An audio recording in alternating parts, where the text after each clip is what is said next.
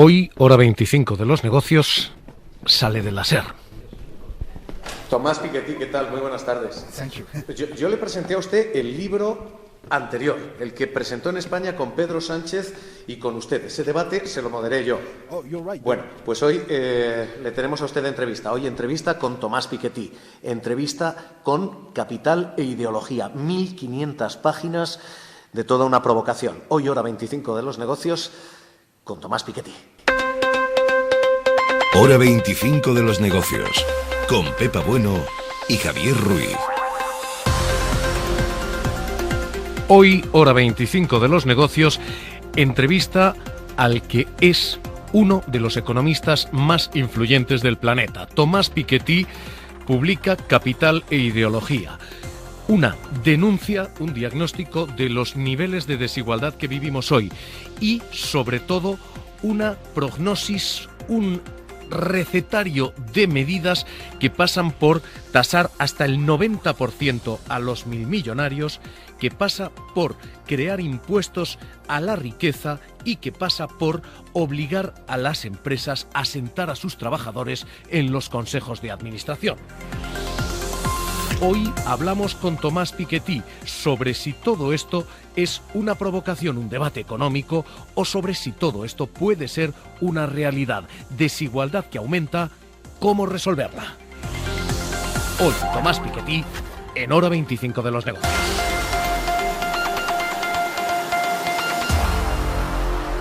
Tomás Piketty es uno de los economistas más influyentes del mundo en estos momentos. Publica Capital e Ideología. Es su segunda gran obra después de Capital del siglo XXI.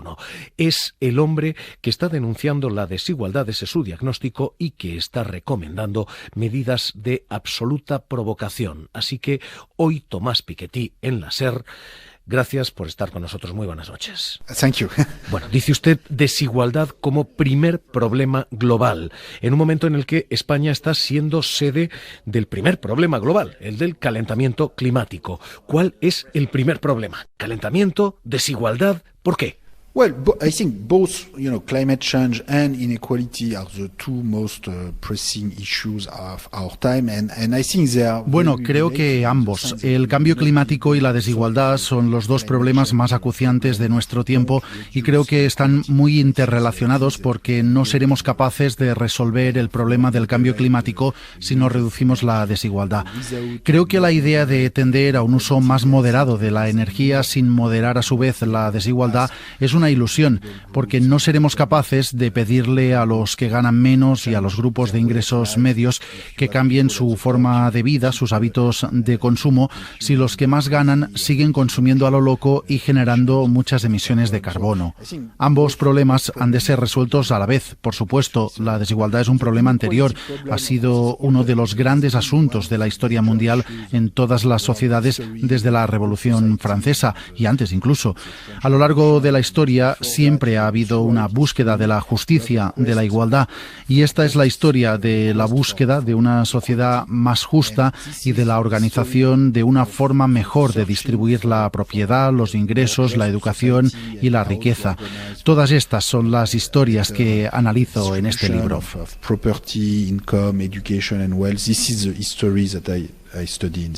La desigualdad ha menguado en los últimos 2 siglos y ha menguado mucho. De hecho, se han recortado los niveles de pobreza de manera muy considerable también, con ciclos de reducción de la desigualdad entre los años 1950 y 1980, luego con una cierta expansión otra vez de la desigualdad a partir de 1980, con otro periodo de recorte, con otro periodo de expansión. Dice usted, el aumento de la desigualdad es extraordinariamente preocupante. No es parte del ciclo, no es algo natural. Well, first, I think in the long run, there is a reduction of inequality. Bueno, lo primero, creo que a largo plazo se va reduciendo la desigualdad. Creo que no podemos olvidar que a pesar del incremento de la desigualdad que se produce desde los 80 y los 90, al final hoy en día tenemos en las sociedades europeas menos concentración de riqueza e ingresos de lo que teníamos, por ejemplo, hace un siglo, en vísperas de la Primera Guerra Mundial o en el siglo XIX. Así que sí hay una evolución a largo plazo hacia una menor desigualdad. desigualdad. Y este proceso de reducción de la desigualdad en el siglo XX ha sido un gran éxito. Tenemos que recordarlo. Hay más movilidad social, más grupos que pueden acceder a la educación pública y a la propiedad, pese a las limitaciones a la difusión de la propiedad. Ha habido varios éxitos que además son los que han traído más crecimiento económico y más prosperidad. And this is also what delivered more economic growth and more economic prosperity. And the problem is that this long run movement has been El problema es que este movimiento se ha visto interrumpido en los 80 y en los 90 después de que se produjeran dos hitos políticos: el auge del reaganismo en Estados Unidos y también en menor medida en el Reino Unido y en parte de Europa, y la caída del comunismo de tipo soviético, que contribuyó a un gran movimiento ideológico en sentido contrario que ha ido demasiado lejos. Por ejemplo, lo vemos en la Rusia poscomunista y en la China de hoy en día, dos países que se han convertido en los mejores aliados del hipercapitalismo, de los paraísos fiscales y de la opacidad fiscal.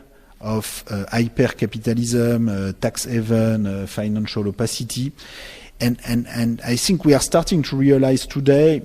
Creo que lo que estamos viendo hoy, especialmente desde que estalló la crisis financiera del año 2008, es que todo esto ha ido demasiado lejos y de que está amenazando la aceptación social de la globalización y del capitalismo moderno. Y creo que hay formas de continuar con el proceso de reducción de la desigualdad que, en mi opinión, no debería haberse parado. Creo que podemos volver al camino hacia una sociedad más justa. In a way, go back on track toward a more just society. Dibuja usted una curva del elefante, dice, una curva en la que han ganado mucho los que tenían mucho y han ganado también mucho los que no tenían nada. Los que han perdido son los que quedan en el medio de esa curva del elefante, los que quedan en la tripa del elefante, las clases medias. Explíquenos qué implicaciones tiene, explíquenos qué significa esa curva, qué implicaciones políticas tiene. So if we look at the distribution of economic growth in the world, si nos fijamos en la distribución del crecimiento económico en el mundo entre 1980 y 2018, es muy sorprendente ver que la mayor subida de ingresos se da tanto en la parte de abajo como en la parte de arriba y no en el medio. En otras palabras, hay dos evoluciones contradictorias. Hay, por un lado, una reducción de la desigualdad entre los que menos tienen y los de en medio, y un incremento de la desigualdad entre los de en medio y los que más recursos tienen. Esto se produce porque por la parte de abajo hay países emergentes, países como China o como India, a los que les ha ido muy bien y que han conseguido reducir la desigualdad entre algunos grupos sociales de estos países y los grupos de abajo e intermedios de otros países del norte.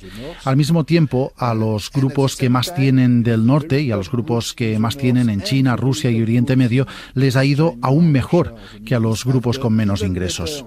El problema es que, como ambas cosas han sucedido a la vez, cuando se debate sobre la globalización, algunos solo quieren fijarse en uno de estos hechos y otros solo quieren fijarse en el hecho contrario. Así que encontramos algunas personas que dicen, fíjate, hay una reducción en la desigualdad por abajo gracias a los países emergentes, esto es en lo que hay que fijarse, no importan los de arriba, mientras que encontramos otras personas que en cambio dicen, no, solo debemos mirar a lo que tienen los que más tienen. Lo que yo creo es que ambas partes del proceso son ciertas y desde el punto de vista macroeconómico ambas son importantes. La parte de los que más tienen es muy relevante. Si analizas el porcentaje de crecimiento macroeconómico global en el mundo entre 1980 y 2018, que ha ido al 1% que más tiene, resulta que es mucho más, un 27% de la parte que han recibido la mitad de la población con ingresos más bajos, que solo se ha llevado un 13%. Es decir, lo que se va al 1% más rico es el doble de lo que recibe el 50% de la población con menos ingresos. Así que no podemos decir, esto es una cosa de unas pocas personas muy ricas, es todo simbólico, ¿qué más da? Sí que nos tiene que importar, porque podríamos haber reducido la pobreza global mucho más rápido si hubiéramos conseguido que los que tienen más hubiesen recibido un porcentaje un poco menor de ese crecimiento. Algunos dirán, no, tendrían incluso que haber recibido un porcentaje más alto los que más tienen para así conseguir más crecimiento. Para mí esto no tiene mucho sentido, porque si comparas los países entre ellos, no está claro que los países donde los de arriba han conseguido ganar más tengan a día de hoy más crecimiento. En todo caso, los números son muy grandes y muy precisos en la globalización de las décadas más recientes. Y esa acumulación de riqueza no es consecuencia de una diferencia de méritos. Hay gente que vale más, sabe más, arriesga más. No se explica esa diferencia de retornos con la diferencia de riesgos, con la diferencia de méritos. Well, it's always very tempting, for the winners of the economic game. Es siempre muy tentador para los ganadores del juego económico, del juego de la educación, decir que todo depende de sus méritos, de su esfuerzo, etcétera. No estoy diciendo que estén equivocados al 100%, a lo mejor solo en un 95%, no lo sé. Lo que sí sé es que si miras a la conexión entre los ingresos familiares y la probabilidad de acceder a universidades o instituciones educativas de élite, están muy relacionadas. Yo incluyo una gráfica en el libro que muestra cómo en los Estados Unidos, si los ingresos familiares están entre el 20% de la población con menos ingresos, tus probabilidades de acceder a una educación superior son de un 20 o un 25%, mientras que si están entre los más altos son de un 95%. Sí, pero si uno mira a las grandes fortunas de hoy no existían hace apenas 40 o 50 años. No han sido fruto de herencias ni de un sistema de inercias, sino que han sido fortunas creadas, consolidadas y no hijas de ningún privilegio. Hablo de la fortuna de Microsoft, de la fortuna de Google, de la fortuna de Amazon. No son heredadas. Sí, tienes razón. Podrías mencionar también a los oligarcas rusos que no heredaron porque no había propiedad privada en la Unión Soviética hasta 1990. Tienes toda la razón. Pero el hecho de que su fortuna no haya sido heredada implica que es justa o que están en un nivel adecuado. Esto lo vemos claramente cuando hablamos de oligarcas rusos. Nadie pensaría que es justo. Pero todo cambia de repente si hablamos de 1000 millonarios californianos. Todo el mundo dice, pero no es suficiente, deberían ser aún más ricos. Así que, ¿dónde pones el límite? It's not the fact that you had good ideas at the age of 30. El hecho de que seas bueno cuando cumples 30 no significa que debas ser el único que toma las decisiones en una gran corporación con centenares o decenas de miles de trabajadores cuando cumples 50 o 70 o 90 años. Hay decisiones muy difíciles de tomar y creo que es un poco ridículo imaginarse a un solo individuo como si fuera un dios que va a poder tomar todas las decisiones correctas durante toda su vida. Creo que vivimos en una sociedad muy educada en la que mucha gente tiene un alto nivel educativo. Mucha gente ha contribuido a estas fortunas. No es como si Bill Gates inventara él solo un ordenador. Hubo muchos científicos informáticos a los que no extendemos un cheque por sus artículos, algunos de ellos artículos muy importantes que sirvieron para el desarrollo de la tecnología informática moderna.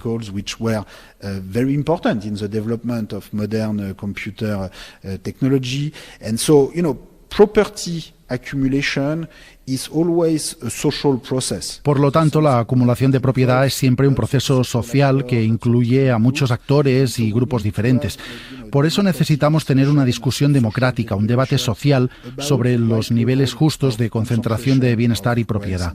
Los 1000 millonarios deberían de mantener algo de su renta, pero ¿todo lo que tienen hoy, esa es necesariamente la mejor solución? Hoy tenemos fortunas individuales de $1 billón o de euros. ¿Hasta dónde se supone que pueden llegar?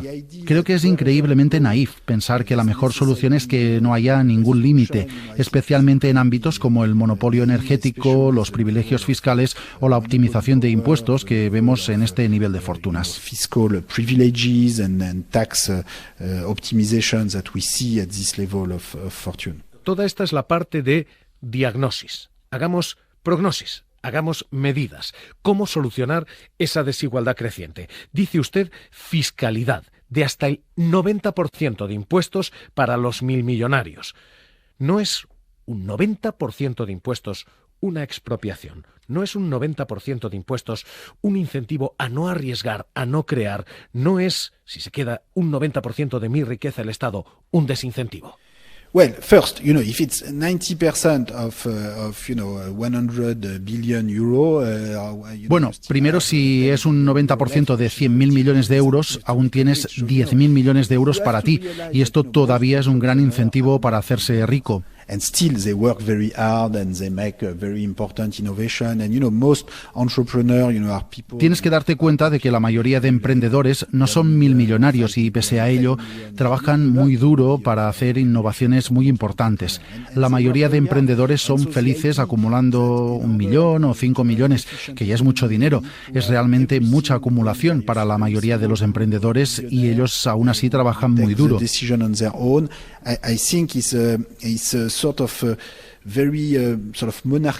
Creo que la idea de que para tener una economía eficiente necesitas concentrarlo todo en un pequeño grupo de milmillonarios que toman todas las decisiones es una visión en parte muy monárquica de la economía. No es muy adecuado para nuestro sistema económico moderno, que requiere la participación de un grupo más amplio, formas mucho más inclusivas que un pequeño grupo de héroes. Last and not least, we've had 90% tax rate in the past or 80% tax rate. Además, nosotros ya hemos tenido tasas de impuestos del 90% o del 80% en el pasado. Si tomas el caso de Estados Unidos, entre 1930 y 1980, es decir, durante la mitad del siglo pasado, de media la presión fiscal fue del 82%. Aparentemente, esto no destruyó el capitalismo americano. Es inteligente darse cuenta de cosas como esta, pero la tasa de crecimiento se ha estancado desde la llegada de Reagan. En los 90, Reagan les dijo a los americanos: hemos ido demasiado lejos en la reducción de la desigualdad, se ha reducido nuestro espíritu emprendedor y nuestro espíritu de lucha contra el comunismo, por lo que vamos a reducir progresivamente los impuestos. Quizás la desigualdad crezca, pero a cambio tendremos mucha más innovación, mucho más crecimiento y todo el mundo se beneficiará. Los ingresos crecerán y tendremos un crecimiento nunca visto. Pero 30 años después, lo que realmente hemos visto es que el crecimiento económico se ha dividido por la mitad. Por eso me gustaría que quienes defienden que esto fue un éxito me expliquen qué hay de éxito en que las tasas de crecimiento se dividan por 2 o por 4.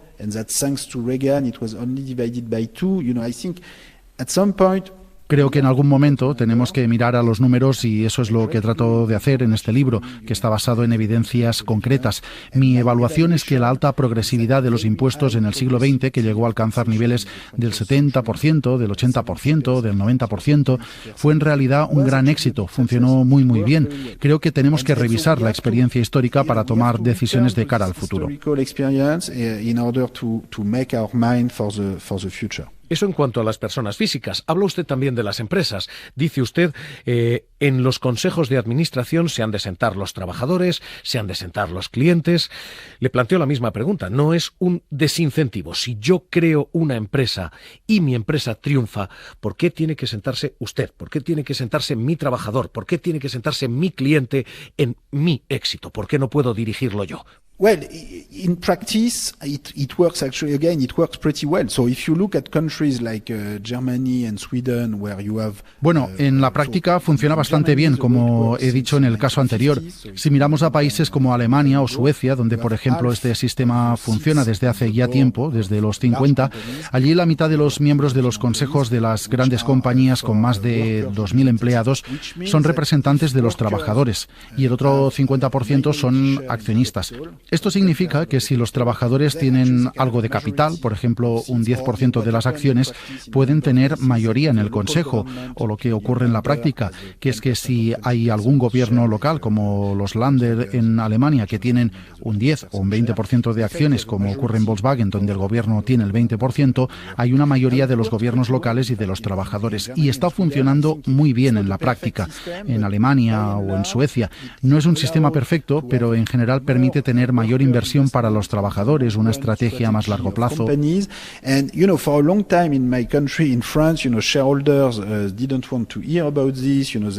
En mi país, Francia, durante mucho tiempo, los accionistas no querían ni oír hablar de esto y decían, ellos son trabajadores, no tienen que estar en el consejo, no les tenemos que enseñar nuestra contabilidad, no debieran manifestarse en las calles. Pero al final mucha gente dice en Alemania y Suecia parece funcionar, así que ¿por qué no debemos compartir información, compartir poder? Y lo que propongo yo en mi libro es empezar por el ejemplo alemán y sueco y extenderlo diciendo, de acuerdo, tenéis el 50% de los asientos en el Consejo para representantes de los trabajadores, pero para el 50% restante, en las grandes compañías, podemos poner un límite a los derechos de voto de un accionista individual. De nuevo, la idea general es que necesitamos una participación económica más amplia. Necesitamos que circule el poder y que circulen las ideas.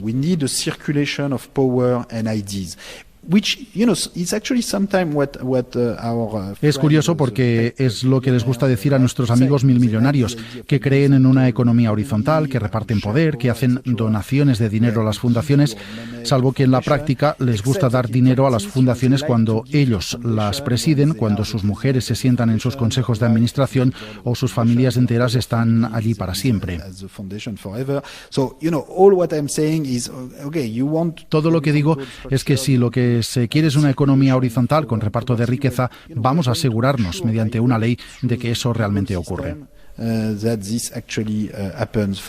Lo que usted plantea es factible, más allá de la teoría, en la práctica. ¿Es factible o esto es una provocación? Elizabeth Warren, que es quien ha tomado su idea de gravar a los 1.000 millonarios, dice que un 90% de impuestos es un disparate, que es una locura y que no se va a aplicar. ¿Es factible lo que usted plantea o es una provocación? No, it's not a provocation. I remember 5 years ago, I had a public debate with Elizabeth Warren. No es una provocación. Hace 5 años tuve en Boston un debate público con Elizabeth Warren en el que discutimos si podríamos imponer un impuesto de un 5 o un 6% a los millonarios y por entonces Warren era bastante escéptica. Y 5 años después, Elizabeth Warren está proponiendo, igual que lo hace Bernie Sanders, imponer el 6 o el 8% a los 1.000 millonarios. Esto se está moviendo y lo está haciendo en la dirección correcta. This is moving in the right direction. Now, as far as I am concerned, I have kept moving, I think, in the right direction. En casos de riqueza infinita, en los que hay, digamos, propietarios del mundo, quizá tasas de un 6 o un 8% no serán suficientes, porque si uno es dueño del mundo o dueño de los Estados Unidos o de un país entero, si hay 1.000 millonarios que tienen fortunas equivalentes a las de todo un país, acumularán tanto poder que serán capaces de generar ingresos y retornos de más de ese 6 o 8% al año. Así que si queremos redistribuir, hay que ir mucho más allá que eso. Si lo que queremos es redistribuir de verdad, ¿por qué no imponer una tasa del 90% que ya estuvo vigente tras la Segunda Guerra Mundial en Alemania o en Japón? ¿Por qué no repetir el ejemplo de 2 países con historias de éxito que recortaron la deuda imponiendo tasas excepcionales del 80 o el 90% a las grandes fortunas? In practice, of course, you do it only once, because if you tax at 90%, there's nothing to tax later. En la práctica, por supuesto, eso solo lo puedes hacer una vez, porque si tasas al 90% no queda mucho más que tasar después. Pero se pueden hacer rondas periódicas, un proceso permanente de redistribución de la riqueza, con tasas del 6 o del 8% que son ya sustanciales, pero que cuando se han experimentado en países como España, Francia o Suiza, donde los niveles históricos más altos han sido el 2 o el 3% para esas grandes fortunas, no han funcionado. En Estados Unidos se debate un 6 o un 8% y un impuesto de sucesiones. Yo creo que esto no es el final de la historia. Creo que este proceso continuará y que nos movemos en la dirección correcta. Seguro que estas discusiones continuarán en las próximas décadas.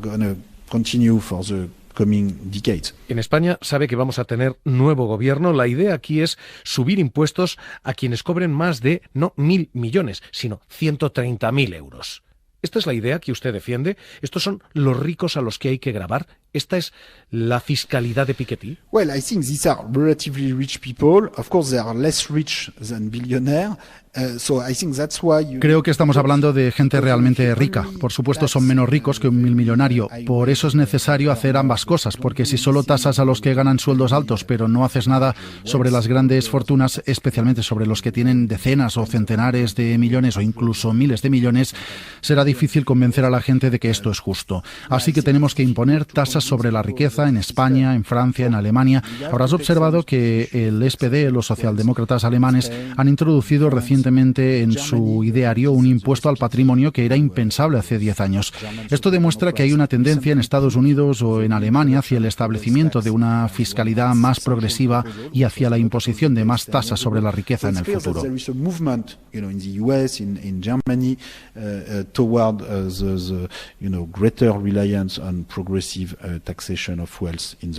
No es, por tanto, el fin de la historia. No, this will continue. Fukuyama se equivoca, acierta Piketty. Creo que se cometió un gran error. Hubo gente que tuvo la ilusión cuando terminó el comunismo de que todo terminaba allí, pero se equivocaron. Continuará. Tomás Piketty, gracias por estar en la cadena SER. Thank you. Muy buenas noches. Hora 25 de los negocios, con Pepa Bueno y Javier Ruiz.